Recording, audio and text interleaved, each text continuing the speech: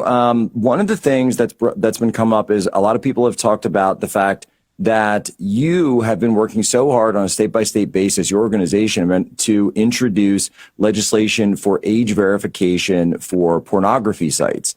Now, obviously, we're not saying necessarily that what Netflix is doing is pornography, and yet it's in that gray area where it's sexual content. What could be done, perhaps on a state-by-state basis, to help parents to protect kids from this kind of stuff? Well, if we got like an opportunity for a history lesson here. So when APP first got into trying to protect children from porn online, one of the things that came up was the movie rating system and the origination of that.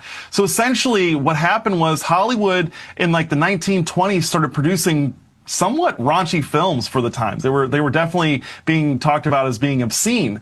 And Congress got involved. Congress said, all right, we're going to start to regulate the film industry. Well, what the film industry did and what Hollywood did was they came up with the MPAA, the Motion Picture Association of America. And that was going to rate all movies. It was going to set strict guidelines. And so I think what we should do here is Congress should start to get involved. And what you'll see happen is Netflix does not want to be regulated by laws from Congress, and they will start to actually be good players.